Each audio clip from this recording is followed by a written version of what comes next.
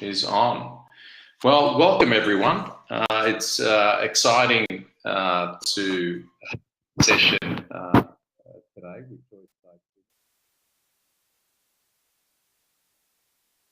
Firoz, I've just lost you. There? Hello? Oh, yeah. Yeah, that's good. Yep. Sorry about that. Yeah. But just before we launch into Joyce's presentation, just a few housekeeping things. Open Studios is going on as per the schedule, and we also have later on today Kim Terry and Amy Burville. And I keep hearing about how creative and wonderful these two speakers will be, and I'm very excited to be getting up at 1:30 this morning, my time, to be listening to Kim and seeing Kim in her Bowie suit. So make sure you don't miss those. And they will be our last two big idea presenters. So very excited to finish with, I think, what will be a bang with both Kim and Amy for the LX conference. And then on Friday, we've got a debrief and closing with a possible VC or V connecting session. That's which definitely is happening now. Definitely happening. I thought yeah, so. We'll add it I saw to our that schedule as well. Yeah. Yeah, and I saw that up on Twitter, so that's definitely going on. There's open studio projects that people have contributed to. Please go in and feel free to add any comments to some of those, or to add your project. It's certainly not late to do that. And as the big idea sessions, for those who might be coming in for the first time, all sessions are recorded and are up about an hour after the session has ended. So I'll be asking people to log out at the end of this session so that the recording can start. We'll have a Q&A after this session, after Joyce's presentation, and looking forward to that. And don't forget Twitter. Our Twitter handle is LXConf. For those, again, who are on Twitter, please feel free to tweet away. And a lot of the inspiration for this conference was around the iMood or Moodle community that particularly Joyce and Mark were really interested in putting together, and myself coming in later in the piece, and be connecting, as well as the UX Australia conference that's done in a number of cities. Wrap up? Yeah, wrap up. Okay. We went through this morning. All right, just in case there was some new people in. So I'll just bring up Joyce's slide, and I'll be brief. Can I at least get a couple of minutes to introduce you? Is that okay? Can I do that? All right. So what does one say about a person who has 12,000 Twitter followers? It's an absolute pleasure to introduce Joyce Seitzinger as the presenter today.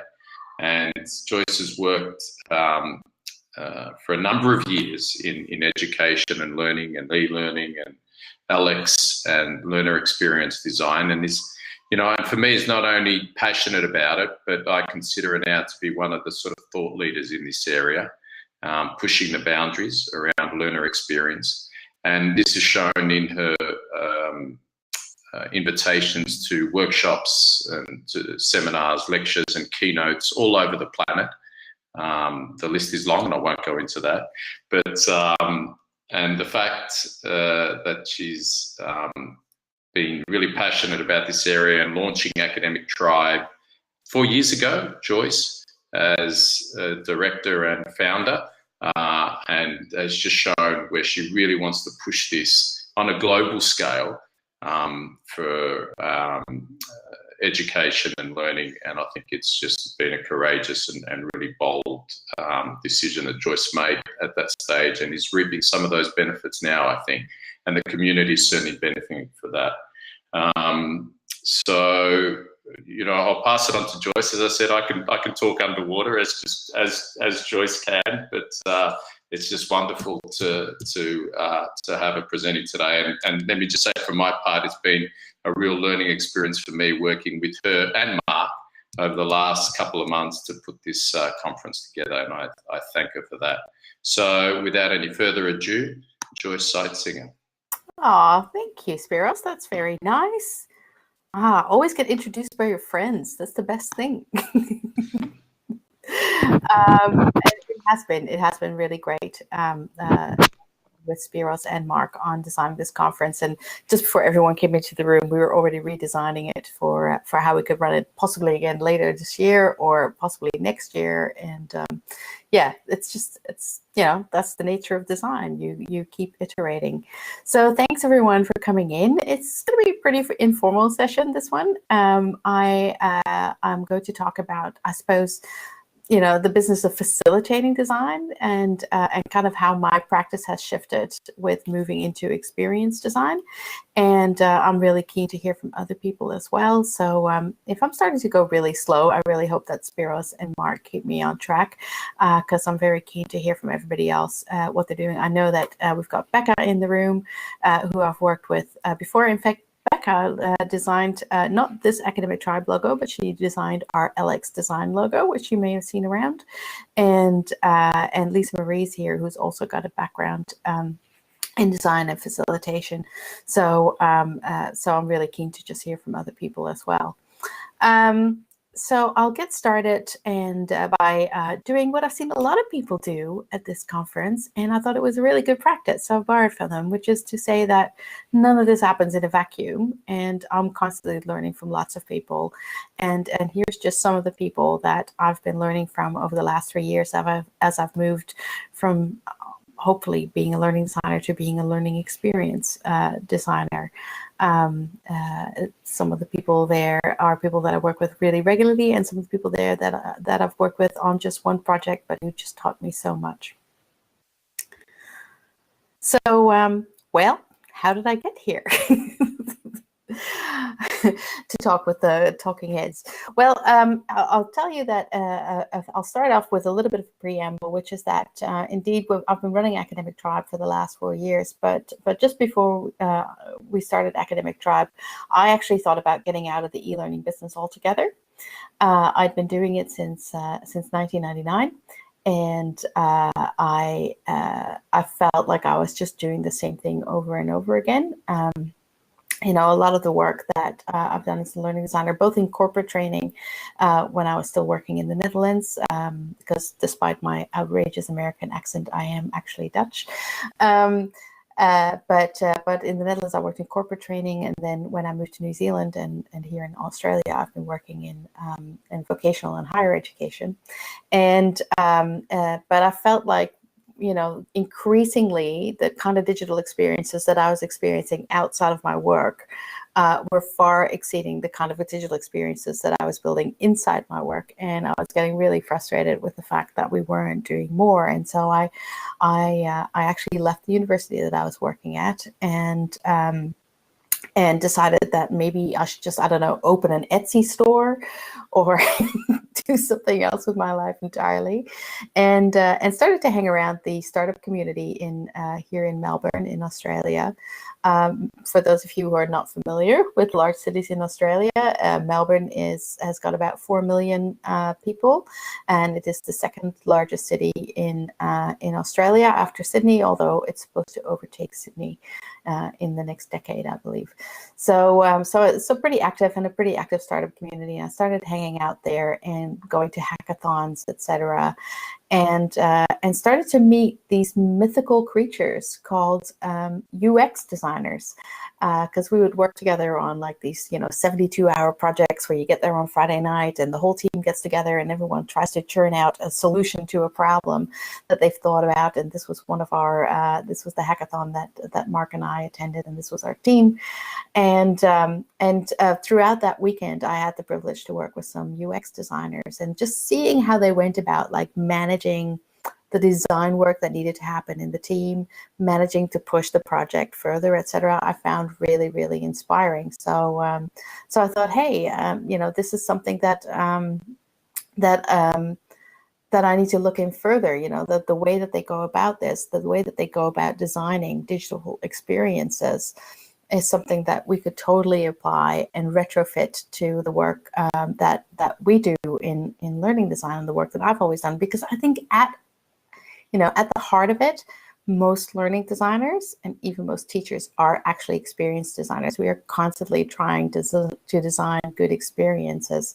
But I'm thinking that perhaps like we haven't had the right skills and the right tools, or perhaps we can fine tune our skills and our tools. And so in order to educate myself, obviously being out of work, or at least being consulting for my living, and I couldn't afford to go on like a really expensive course. So I ended up just bartering my skills away. And there was a guy who was wanting to start a UX training company. And you see him there on the right side of the picture. His name is Bernard Schokman.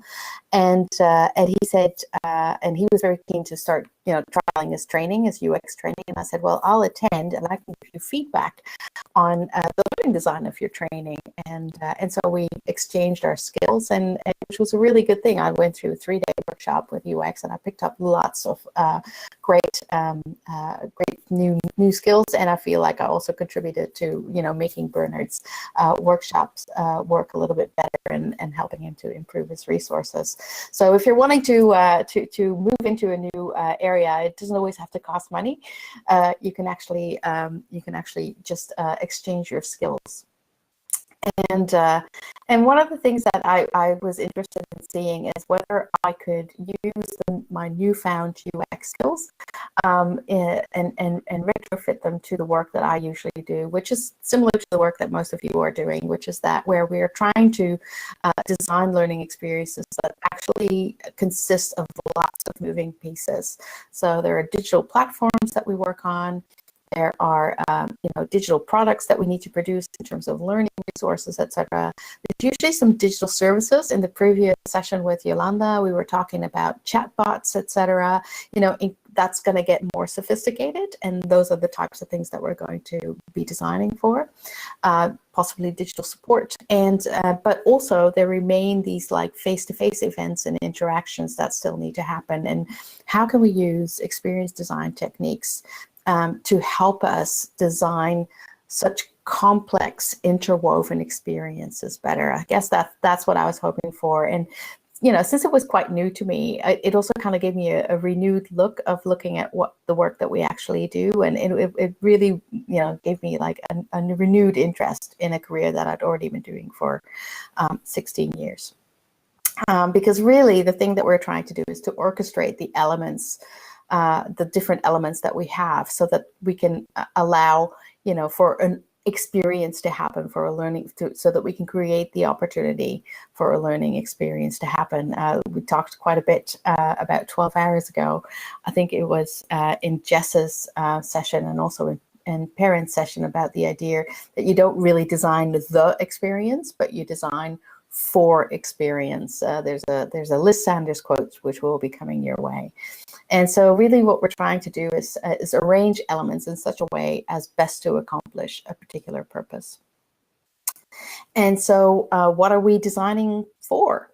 And so what I found really interesting in kind of starting to look at this and going back into education, and deciding to kind of stay the course and stay in my field, was that actually there were some other voices calling for much more purposeful design in how we design learning experiences. And one of those is Peter Goodyear, who researches. He's in Sydney and he researches in this field. And his idea was that we need to invest much more on the qualities of designing for learning. And one of the other people that I started to read was Eileen Scanlon, who's talked about, who's basically kind of called for this idea that we want to, that we should be working towards a set of principled working practices that contribute to a design science for education. So can we be more purposeful about it? And can we start to design, to find some of these patterns, which goes back to the work that Yishai was talking about yesterday. And here is that famous Liz Sanders quote, the idea that experiencing is in people and you can't design it for someone else. However, you can design for experiences. And so I found that there were actually other people who were exploring in this area, and usually that means that it's great to find that out, because it means that you're not on the wrong track, and it also means that this is perhaps an idea whose time has come, and that's part of why we're running the conference. So I happened across a woman named Myra Traven, and Myra has been doing some work in this area. She specializes in XAPI, so if you've got any kind of interest in XAPI, Myra is the person to follow. And she designed this diagram together with Paul Hibbets, who she works a lot with. And basically what they were looking at was like, how can we kind of communicate to people what the design process becomes when these experiences that we try to design become much more complex? Because on the one hand, you have to design for learning, and on the other hand, you have to design for technology. And I think this was a great iteration, because it particularly showing it as like this infinite loop, because you totally need to be adjusting the two all the time. But I've tweaked it a little bit, because I actually think that it's not just about the technology. It's actually about designing for the learning on one side, and this is something that we all have tremendous experience in, whether we work in corporate training, or where we use formal instructional design processes, or whether we work in education, where we use academic design processes. On the one hand, we have to do that, and that's an area that we're really familiar with. But then on the other hand, we have the experience side of things. So there's we can design the learning outcomes and all of those things, but how do we actually design how that is delivered, and how the student, the learner, the person with the purpose actually experiences that? So if I look back at the tools that I had, in terms of instructional design, I had heaps. I had, I'd done some work in course mapping, action mapping. Of course, I had Addie in New Zealand. A good friend of mine, Kate Hunt, had worked together with several other people to design a design tool called Otara, which was all about constructive alignment. We know how to design learning outcomes, assessments, and course guides. So that side of the equation I was okay with. But the experience side, I designed something called the Moodle Tool Guide a few years ago. Maybe that qualified, but I just felt like I was really strongly stocked in one side of my toolkit, and I didn't really have much in my toolkit for the other side. And so that makes it harder then to design these really complex learning experiences. So here's an example from a friend of mine called Whitney Kilgore. And what she's described here is an example of a really complex learning experience, which is a MOOC that she ran, where, you've got everything that happens inside the LMS, and then you've got all of the stuff that actually happens outside the LMS, but which is still related to the actual learning experience. So you've got this inside LMS, and then this skeleton that actually happens around outside of it. And if you work in corporate training, then you're probably really familiar with the 70-20-10 model, where the premise is that not a lot of learning happens inside formal learning instances, and that a lot of learning actually happens when people learn from others on the job, or when people actually start to apply some of that learning through experience. So that type of designing for those types of learning experiences is much more complex. And how do we do that? Do we have the right tools to do that? And as I started to think about, well, what skills do I have, can I bring to the table here? I kind of went back to my very second job ever in e-learning, when I worked for a consultancy firm in the Netherlands, in the top of the Netherlands, in Groningen.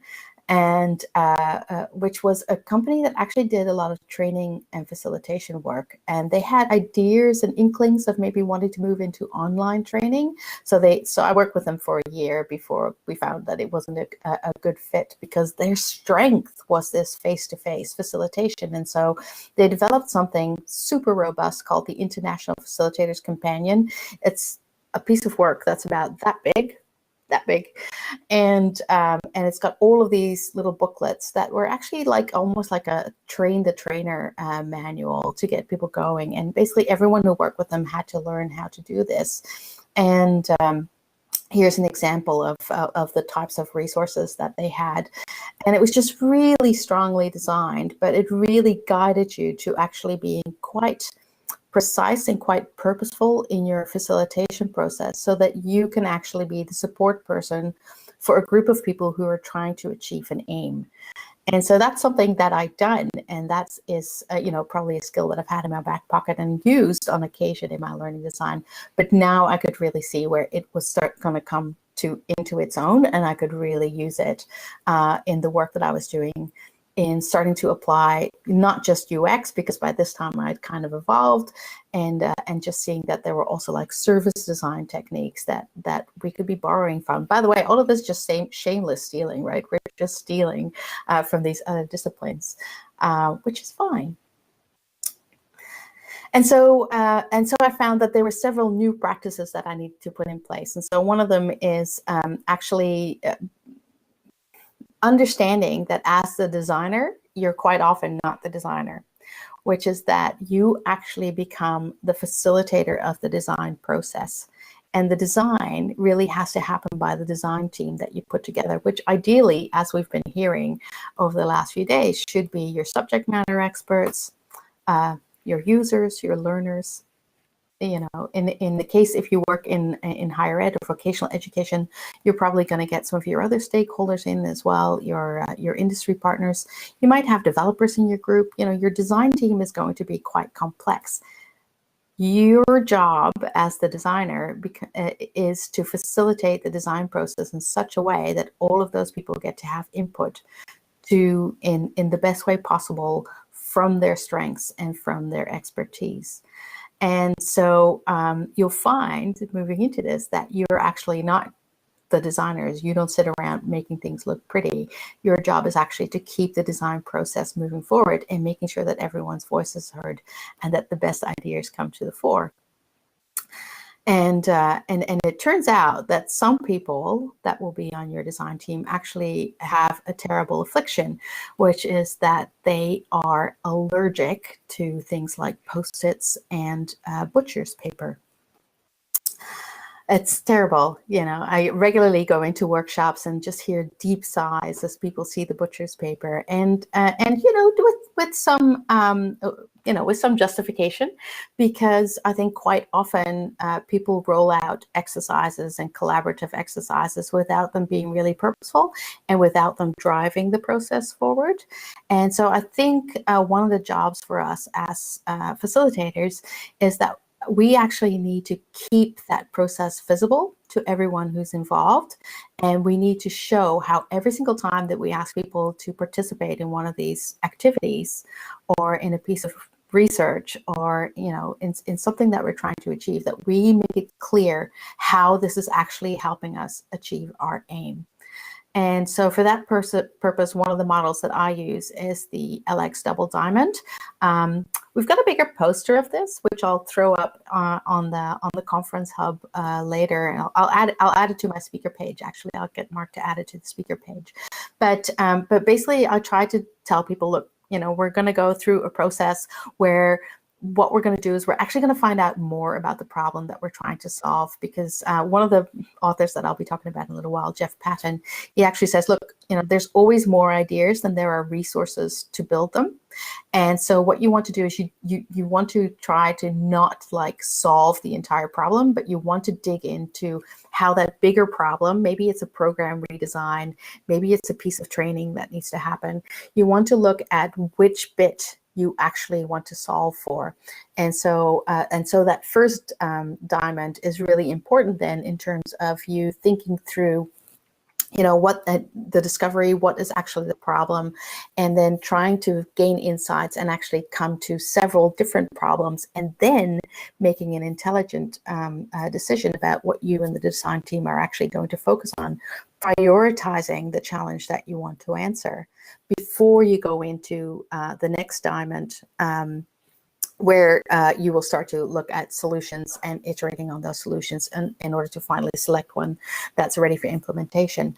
So, but but I don't want to get into the diagram itself too much, but I think the important thing is that you need to give people something to hold on to. So whether it's this or whether it's the design thinking process or whatever, you need to show people why you are asking them to participate in certain activities. We all work with people who are incredibly busy. Very often this is an extra load on top of their workload. So we need to make sure that we actually, design the process with them. And so just hanging on to that, what I think is a really good idea, and I like to do this when we've got like longer workshops or longer projects where we're actually working with people, is to actually just put a piece of paper on the wall, draw the diamonds there, and then actually keep track of every single one of the activities that we do, which phase it belongs to, and say, we did this and our findings were this. We did this and our findings were this. So that people can actually see that you are progressing. You're not just wasting their time with nice Post-its and stick-its, etc. If you want to look into this more, this kind of complex facilitation of linking several different activities together in order to string towards an outcome. The book that I always go back to whenever I'm stuck for something or when I feel like I'm getting into a rut and it's not really being a very generative process, which can happen, is a book called Game Storming by Dave Gray and Sunny Brown. Most of you will probably be familiar with it, but just right at the beginning of that book, there's a really good chapter on how to actually design the entire experience so that you, even in your facilitation, you try to actually have a plan for where you want to get to and kind of retro-engineer your way back. And so here we get to Jeff Patton, who is a big proposer. This book, I've just loved this book. Like the book, this is one of the few books that I've actually written in with pen because I just got so excited by some of the ideas in it. And Jeff is actually a New Zealander. He's a Kiwi. But Jeff says in this book, he talks about this idea of shared understanding, and he comes back to it time and time again. And I think this is actually one of the things that, if you look at particularly academic design process, they are very document based, and it's all about like, let's just fill in a document and then we've got something that we all agree on. But one of his absolute takeaway quotes is that shared documents are not shared understanding. And he makes a big case for this idea that, working with design artifacts, with diagrams, with the stickies, with the planning, with the big walls, like the boards that we saw in Jess's presentation this morning, working in that way helps us visualize what we all think is shared understanding, but what usually actually ends up not being a shared understanding. We all think we're solving the same problem, and then it turns out when we actually start to verbalize it and visualize it that we're not. And so he encourages us to not rely on shared documents for shared understanding, but to make shared understanding a process and not an outcome. And he says we end up with a common understanding that includes all of our best ideas if we do this, right? So as a facilitator, your job basically becomes, to be the guardian of shared understanding.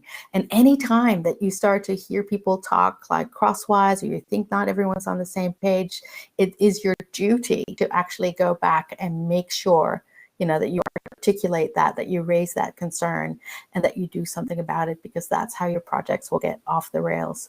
So he says externalizing our ideas is so important. We can redraw sketches, or we can move sticky notes around. And the cool thing is that what we're really doing is we're moving ideas around.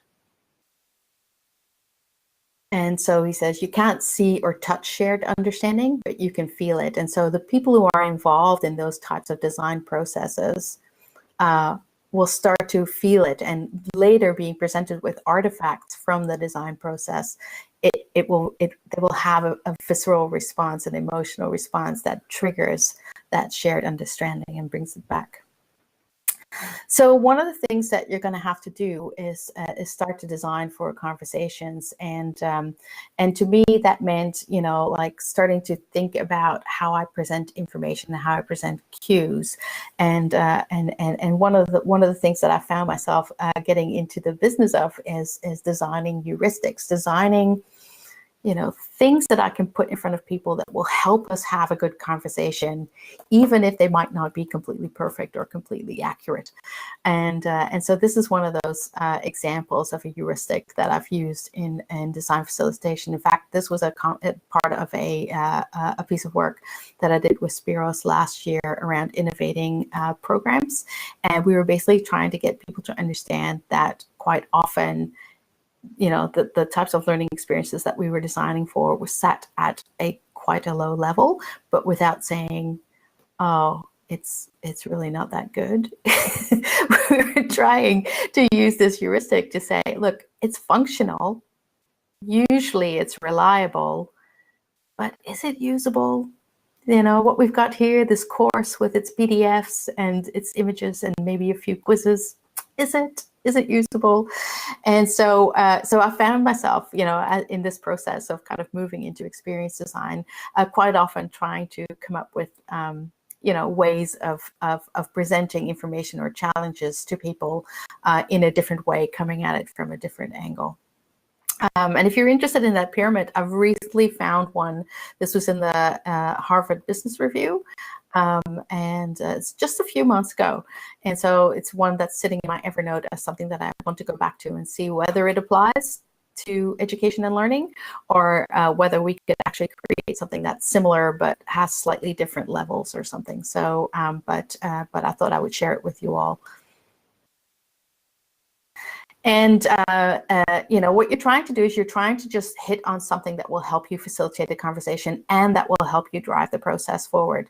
So like I said, I talked about the Moodle Tool Guide earlier, but I think this is probably one of my earliest versions, and I was probably doing this, so I published this in 2010, but this is probably something that I did quite unconsciously. But what I was trying to do, I was trying to get further in my discussions with subject matter experts. I didn't want to get stuck when talking to them with talking about the LMS all the time and talking about what the LMS could do and couldn't do, and what the settings were and what the buttons were. And so I designed the Moodle Tool Guide so that we could just say, look, if you want to do information transfer, if you want to share information with your students, these tools are good in Moodle and these tools are not.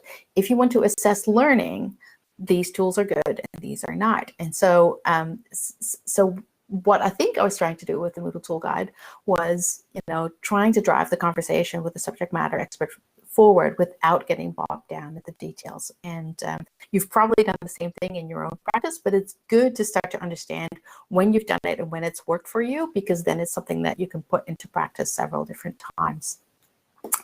And so like I said, I steal from UX and service design books and websites all the time.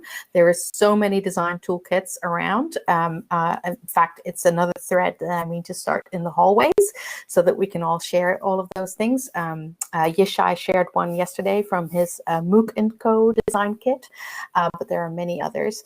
And so this was an exercise that I also stole from somewhere else, which was, getting people to actually sketch their ideal situation, watching them do the sketching, but also getting them to talk out loud about what they actually want.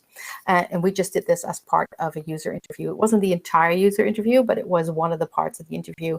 And it was amazing how when you ask people to say, like, what's wrong with the LMS, they would just start talking to you and they would just say, oh, well, I didn't like this detail and I didn't like this detail. But when we put an empty mock-up in front of them, all of a sudden they were talking about how they would like it to be. And that was actually telling us about their desired state, and their desired state was telling us about the problems that they were currently having. Fascinating, right? So again, trying to drive the project forward. Card sorting is another one, is another technique that we've used for the same thing. It's saying, what is your desired state? Where do you want to get to, without getting too bogged in people just showing you around the site, or them getting, really bogged down in one particular detail. And so I think an important lesson to learn there is that you really want to design every conversation. I know that in the past, it's always difficult to get time with your subject matter experts, and and sometimes you only get to see them every week or maybe every fortnight, maybe for an hour, maybe for 2 hours. And you kind of restart the conversation. You have to go back to what was said, usually a bit of social catch-up. There's a lot of wasted time there. And I think that if you get much more purposeful about that conversation, you send the materials beforehand, you tell them what you're going to do during the meeting, you get much more business-like about it, and you have a structured approach. It shows a form of respect for their time. It shows a form of respect that you have for the outcome, and it shows a form of respect that you have for the process. And I think if you do that, then you can grow your design culture in that way. And again, tying it back into, where are we actually trying to go? What is the next step? We're doing this activity today because we want to get here. So it's, it's not just empathy that you have for your eventual users or your persons with a purpose, but your design partners are people with a purpose as well. And here is that favorite Indie Young design empathy quote that I use in every single one of my presentations. So she says that empathy is a noun, a thing, and empathizing is actually the use of that understanding and putting it in action. And I think when we, show respect by designing the conversation, we actually empathize with the situation that the people that we work with are in. So one of the other things that I've gotten into is the habit of capturing conversations. And Jeff Patton, again, he says, to help remember a design activity, photograph and shoot short videos of the results of your conversations. One of the things that I've done and found really useful is to use a little app called PO Recorder. It's an audio recorder, but it's really great because what it does is it just sits, you're like typing away, you're taking your notes as you are having a user interview or whatever conversation you're in.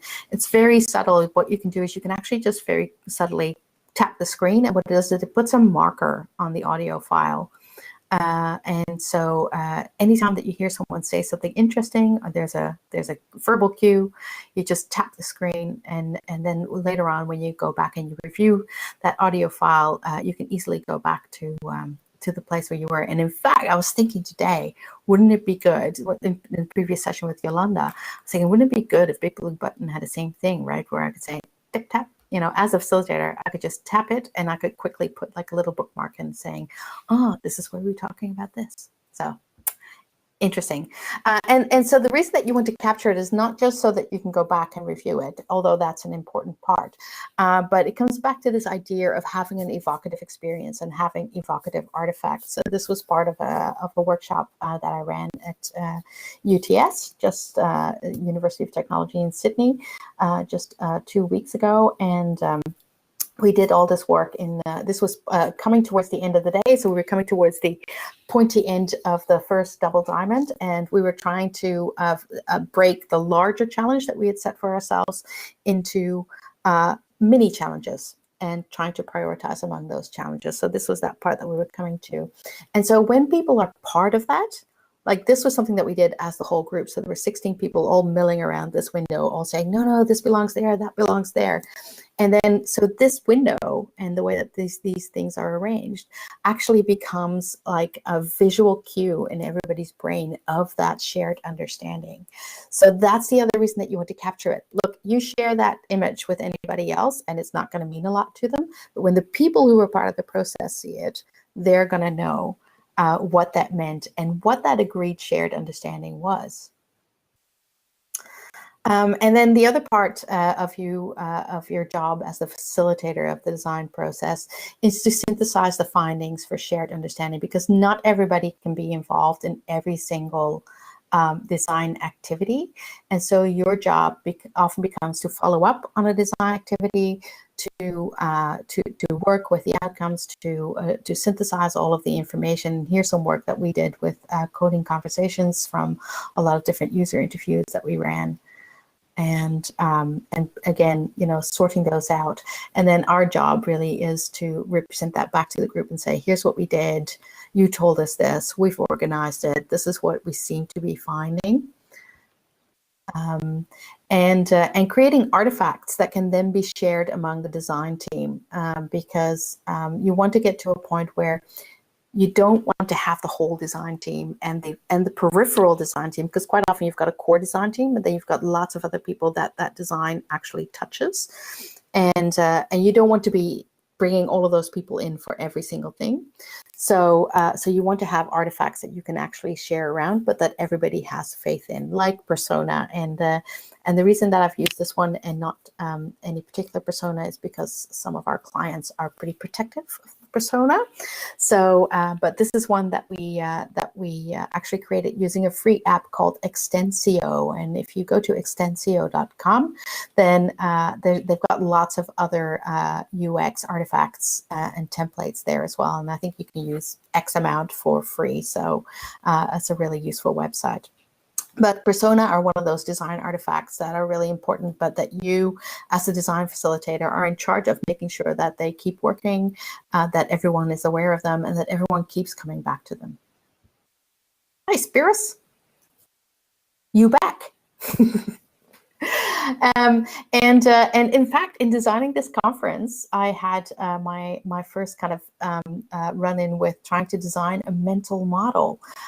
So this is what we did in order to design the conference. Mark and myself and Spiros had several discussions, and I had in my head how I wanted it to work, but I was finding it difficult to kind of articulate, and I thought, oh, I need to do this as a designer. And so I tried to articulate and iterate on my vision, and then the others commented on it. And so just something that I want to touch on before we go into Q&A is this idea of journey mapping. Perrin was talking about it this morning, and everyone was really interested. I shared my link to my embarrassingly large Pinterest pinboard with all of the journey mapping examples. But I just wanted to take you through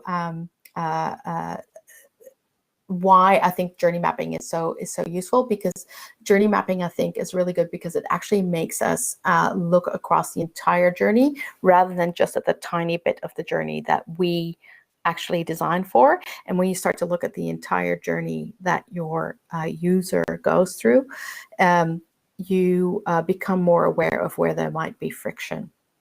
Even if it's something that you can't control for, even if it's another department that delivers that area, you might be able to do something in your area that alleviates that problem, if you can't fix the problem at the source. And so this is the project that we worked on last year. And just to take you through a typical way that you would go about it, we did, in this case, we did a 3-hour mapping session, and then we continued iterating on that online, because you don't have access to your subject matter experts all the time. So we continued iterating on it online, just through Google Sheets. And then we worked with our graphic designer to try to streamline the process and visualize it.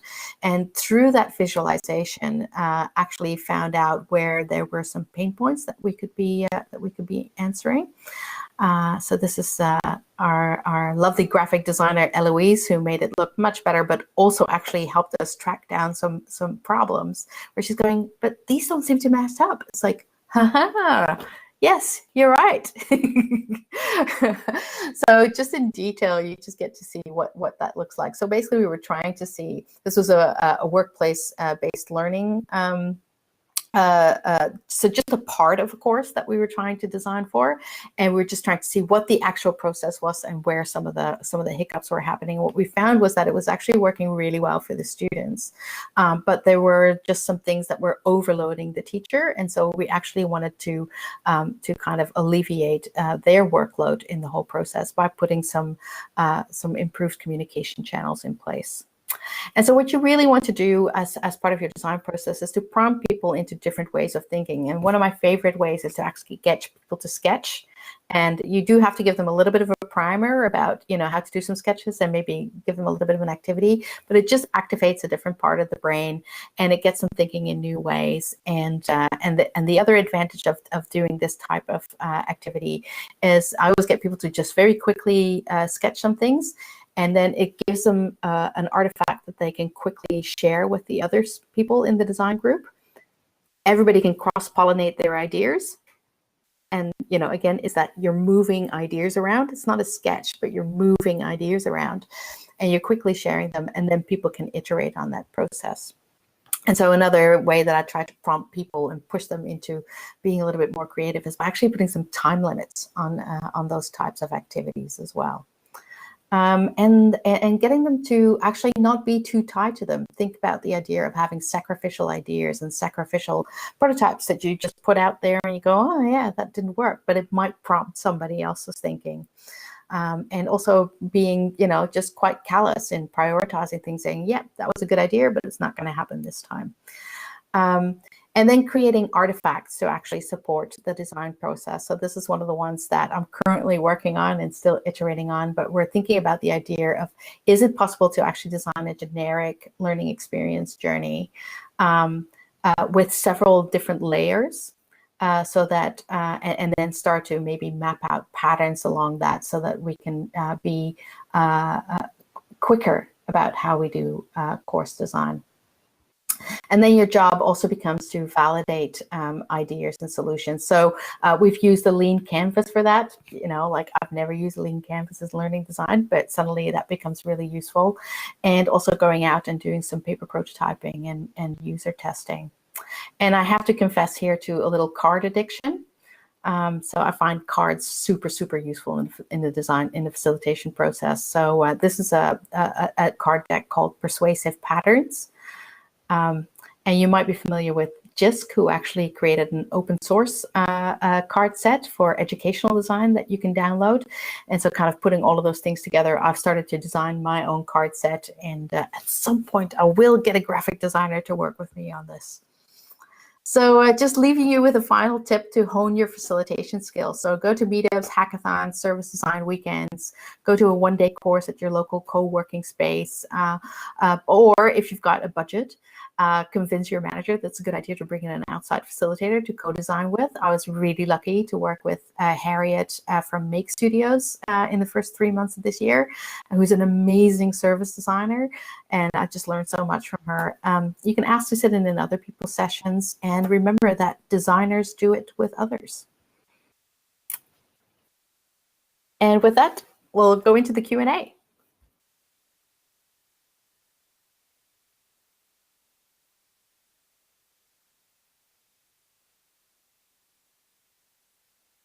Always pick up a number of different things each time you present them. So thank you very much. It was terrific.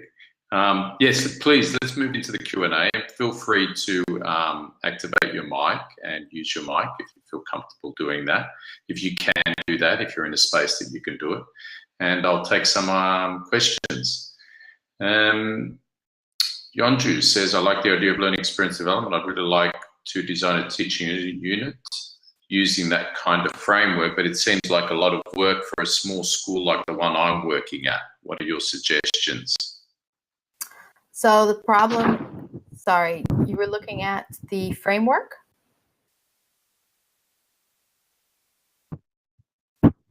Sorry, Spiros, can you just repeat the question? Sorry, yeah, the question was design a teaching using that kind of framework, but would it work in a small school environment? Oh, I think it totally does. And I just go back to my previous suggestion that you steal as much as you can, which is that there really are that so many design kits out there. So you wouldn't even have to start from scratch. And if I can just make another suggestion, there's a great human-centered design course that is run every 2 or 3 months. By, I'm just putting it in the chat window, by an outfit called Acumen, and they run it every once in a while. And the way that theirs is set up is just really well designed with great resources. So there's no need to start from scratch. You can borrow from other people and just adapt it to your context. So, and I think it's totally worth it. Mm-hmm. Yeah, and I think also Yonju is talking about scale as well. And I think a lot of those projects you mentioned, particularly at RMIT, being familiar with them, some were really large or really sort of small scale projects that were quite effective. Yeah, I remember for that journey mapping one, it was really about I mean, I remember when we came on board, the idea was to, I think, finish projects in about 8 days time, like not 8, but like 8 duration, 8 days of effort, not like over a week and a bit, but that worked really, really well, and it was agreed by all parties who were part of the design process that we were only going to find one tiny thing, and we were going to fix that. We were going to try to find the challenge that would give us the most bang for our buck. So so it can happen on a small scale, but we all heard Indy say that some of her projects took 14 weeks. Parb has a question, Joyce. How much time do you or your project team usually take to create journey maps? Yeah, totally. How long is a piece of string? So the project that I'm currently working on is based on extensive research, extensive experience design research that happened at the center of the university. So I'm currently working on helping set up online programs, but it came out of an extensive piece of customer experience research that was done at the center of the university. And I think I mentioned earlier this morning that it actually took 2 years, I think about 6 months, to just set that whole team up and get everyone, get the right kind of space and get the right kind of people together. And then I think they did a 1.5 years of user research and designing, really fully fleshing out the different persona and the different ways that they act on the different phases of their learner journey. So, that's huge. That's a huge piece of work. But it doesn't need to be a huge piece of work. I think that's one of the nice things about design, is that you can start to fit it in no matter what scale you're working on. Any other questions for Joyce? Joyce, I have a question or a comment. Could you talk a little bit about your relationship with how you've worked with us at RMIT, particularly as a consultant and a facilitator? Because I think it sort of had a different spin to it, maybe perhaps to some of the other facilitation you've done. Oh gosh, I don't know, Spiros. I think you would know more about that. By the way, everyone, Spiros is not at RMIT now, but No. But just the notion of how we brought you in relation to working more closely, really the whole journey, rather than sort of in and out, as facilitation sometimes happens in design or LX. Yeah, that's right. And I think that was an important part. I think I would have been less effective if you'd only brought me in for like 2 days of facilitation. Because what we actually did, because the facilitation needs to be so closely intertwined with the purpose that you're working towards, and because it needs to shift and change as the situation on the ground changes, and the situation on the ground is going to change as your stakeholders become more aware of the problem space that they're actually trying to work in. And so trying to design all of that up front can be really hazardous, right? You saying to me, I want you to run this type of workshop. But then when after we ran the first one, we discovered that it didn't work, but then I was contracted to do it the same way, like 6 other times. So because we actually ran that, we worked with 7 different teams in that occasion. And then I also became part of the community of practice after we ran the initial kickoff sessions. I became part of the community of practice for the learning designers to stay there as a coach and I suppose a resource for them to work with, to bounce ideas off, etc. And I think that's good too, because as an outsider, I'm not a threat, and I'm not the person who's going, so if they come to you as their manager, as a learning designer, they come to you as a manager, go, I have no idea how to do this. Like that could be threatening, it puts them in a place of vulnerability. But if I'm an outsider and I'm only there temporarily, then I become a resource for them. And I think that worked really well, and that did happen over the course of that project. So I think it was good to be involved in that way, and for the longer duration. I'd Yeah, love no, to hear thanks. I think your view on it, actually. no, I think you picked that up really well. But I wanted our participants to sort of hear it from your perspective as well, because I think you really touched on the trust factor and the impartiality that you brought into the team, because we do come in our organisations with biases, with a culture, with invested interests, and sometimes that impedes some of the design and moving forward. So, I thought. Yeah, and I've just had the same experience, where I'm working with like an external agency coming in.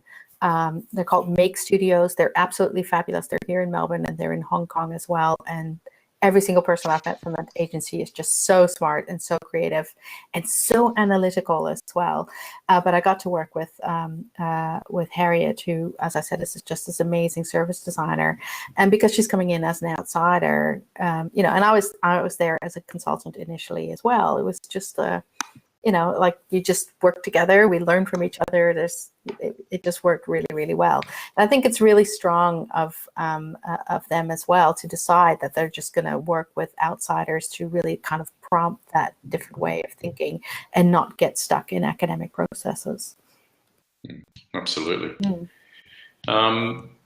We might have time for one more question if we've got one. If not, anyone who wants to get on the microphone, Lisa Marie. Yeah, on the mic. Got it. Yeah, Lisa Marie. She's got her mic there. I think I've unmuted everyone. Oh, there you go, Lisa. I don't have anything to add. Oh no. You're breaking up a little bit, Lisa. Yeah. Can't seem to sort of. That's not going to work. Sort of breaking up. Too bad. You want to pop it in the chat box there? All right, Joyce. Thank you very much again. Oh wait, Sarah was just there. Sarah, go ahead. Sarah? Hi. So can you share any kind of, I would say, essential resources that you were looking at that helped you kind of transform from your past career to jumping into LX design, for those of us who are kind of just learning about it and finding, like you talked about, that other people are looking into it. So it must be this needed time, or this essential time for this this group or this new ideas. Can you share any books or websites that you found completely essential to making that transformation? Yeah, so Mark is just there in the background, just throwing up some of the books, and we'll be sharing those as well. This is basically my bookshelf, and but happy to share those. Happy to share the toolkits that I found really useful. In terms of professional development, I actually just did a little presentation for the Technology Enhanced Learning Advisors group here in Australia, who said, how do you manage your own PD? And it was a really good reflective moment for me to think about, how have I done this? So it's things like that. It's going to the hackathons, going to bartering my skills with Bernard, because I knew that I needed to do it, and I don't have like $40,000 lying around to do a master's in design futures, which is what it would cost me at the university. I really think that universities are missing the boat here in terms of having much more accessible ways of doing that type of professional development. I went to General Assembly and I did their part-time UX course. I enjoyed it. It was good because I had a really good instructor, but their learning design really let them down. It should have totally been a flipped classroom model, and it wasn't. And I've really tried to find projects where people are. I've tried in the work that we do to find projects where people would be open to letting us do to take an experience design approach. So as I start to negotiate, or as I start to talking to a possible client, I kind of start dropping that in, and if they're really close to it, like we've actually said no to several projects where it was just going to be standard resource development, just deliver the e-learning modules because we already have these face-to-face modules that just need to be transferred. And we've said no because it's not going to help us kind of move forward into this space. Obviously, we'll do it if we're stuck, but ideally, I try to find, and we've been lucky so far to find projects where people are happy to take us on. And now this project that I'm working on, I've actually been invited to come and work on it because of the work that I did with Spiros last year, and because I've been really open about wanting to work in this space. I talk about it on Twitter, I share stuff, I've set up Pinterest boards. Everyone who talks to me knows that I'm interested in working in this. And so that's going to get people to involve you when an opportunity like that comes up. So be quite open about it as well, I think. Yeah, those would be my tips. Thanks, Sarah. Yeah. Parv, I don't think that there is an official formal definition. Remember how Jess and I said that we've been working on that seminal paper on LX design? One day we'll get there. 2020. 2020. We'll try. Jess and Joyce. 2020. We'll try to we'll try to coin that definition. I think we included one actually, Spiros, in the paper that we did about the work that we did last year. The one that was presented in Seville, and then the one that was presented at ADLA. I think we had a definition there. I'm not sure it's the final definition, but we could certainly share that. Yeah. Yeah, absolutely. All right. Just on that, I think, again, thanks so much, Joyce. Hey, let's give a round of applause for Joyce. Virtual applause.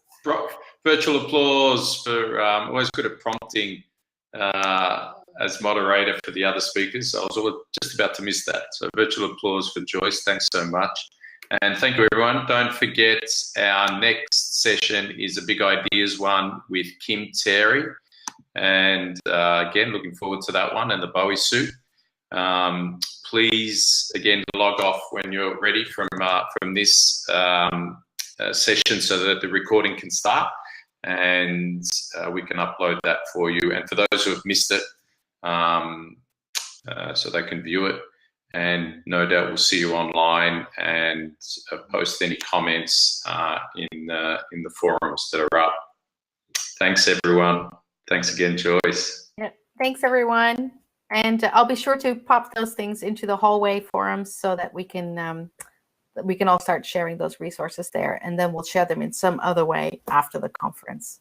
All right. Thanks.